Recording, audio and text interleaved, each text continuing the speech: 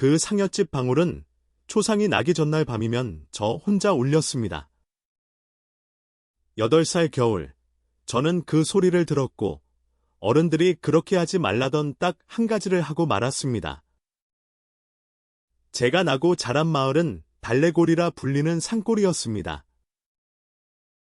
마을 어귀 대숲 옆에 낡은 상여집이 하나 있었습니다.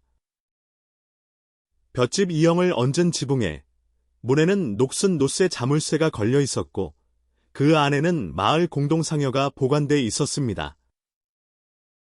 상여 위에는 손잡이마다 작은 노쇠 방울이 3개 달려 있었는데 어른들은 그 방울을 함부로 입에 올리지 않았습니다. 마을엔 오래된 말이 있었습니다.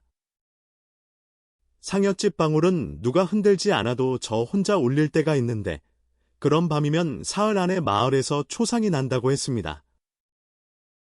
그리고 그보다 더 자주 하던 말은 이거였습니다. 방울 소리를 들었거든 절대 그쪽으로 눈을 두지 마라. 본 자리를 방울이 기억한다. 저는 그 말을 그저 아이 겁주는 옛말인 줄로만 알았습니다. 그해 겨울, 저는 요강을 비우러 마당에 나왔다가 그 소리를 들었습니다. 쨍, 쨍, 쨍 맑고 가는 쇠소리 3번 바람 한 점 없는 밤이었습니다. 소리가 난 쪽은 분명 대숲 너머 상여집이었습니다. 저는 어른들 말을 떠올리기도 전에 이미 고개를 돌려 그쪽을 보고 있었습니다.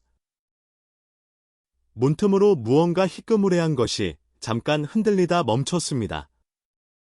그게 다였습니다. 저는 곧장 방으로 뛰어 들어갔습니다.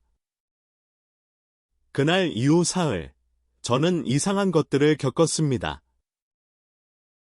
잠결에 마룻바닥이 유난히 차게 느껴져 발을 오그렸습니다. 등 뒤에서 옷깃 스치는 소리가 나서 돌아보면 아무도 없었습니다.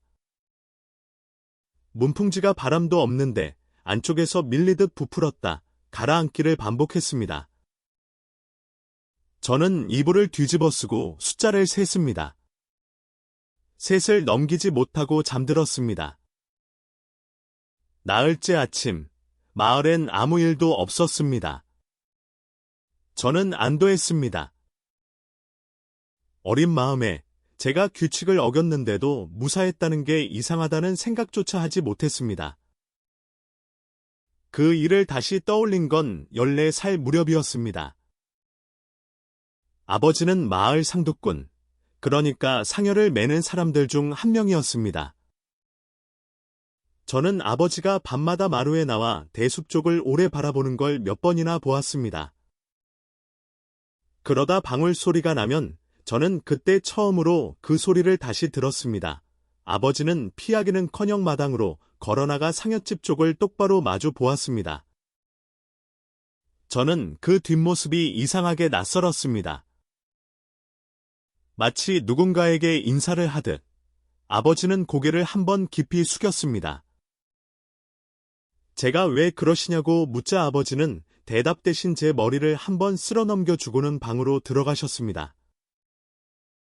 그 답을 들은 건 상여집을 오래 돌봐 온 동네 노인, 봉출 할아버지에게서였습니다. 저는 어느 여름낮, 대숲 그늘에 앉아있던 할아버지에게 조심스레 물었습니다. 할아버지는 한참 담뱃대를 물고 있다가 낮은 목소리로 말씀하셨습니다. 방울이 저 혼자 우는 건 마을에서 누군가 제 명보다 이르게 갈 조짐이 있다는 뜻이라고 했습니다. 그리고 그 소리를 본 사람은 애 듣는 게 아니라 눈으로 본 사람은 그 일은 죽음의 무게 일부를 나눠서 짊어지게 된다고 했습니다. 그래서 마을 사람들은 다들 그 소리가 나면 이불을 뒤집어 쓰고 눈을 감았습니다. 다만 상두꾼들만은 그러지 않았습니다. 상여를 맬 사람은 마을에 이른 죽음을 나눠지는 것도 함께 맞는다는 말로 정해진 적 없는 도리였습니다. 아버지는 그렇게 제가 태어나기도 전부터 몇십 년을 그 소리를 마주 보고 계셨던 겁니다.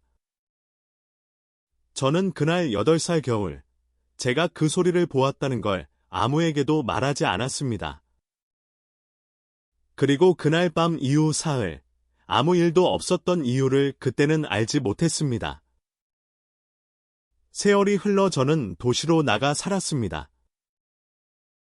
명절에나 겨우 얼굴을 비추는 자식이 되었습니다.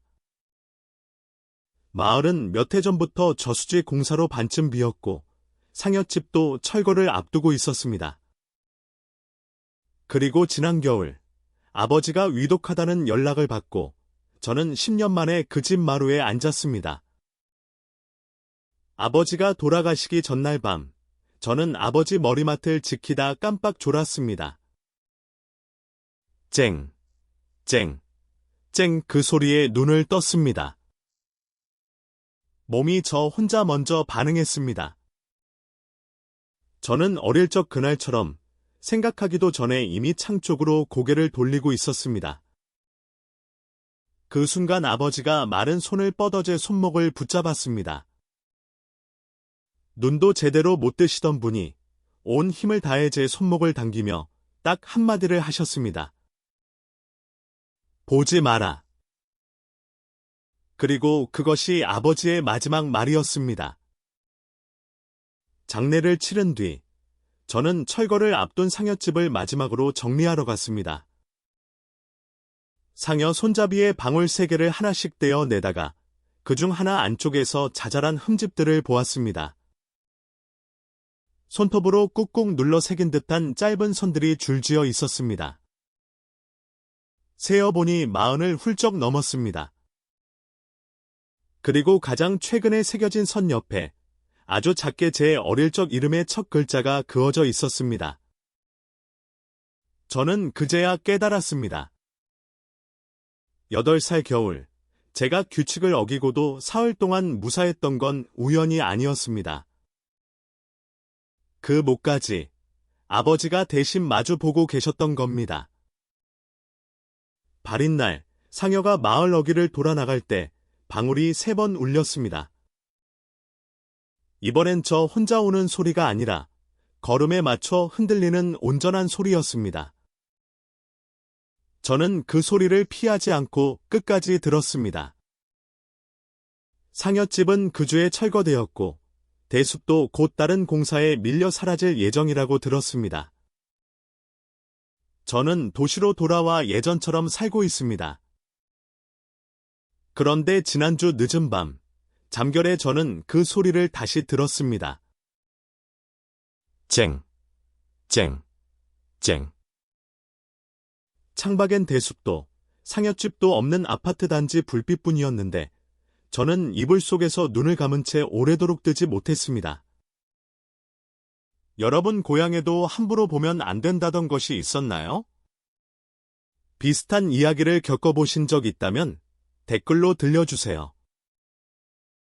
다음 이야기도 궁금하시다면 구독으로 함께해 주세요.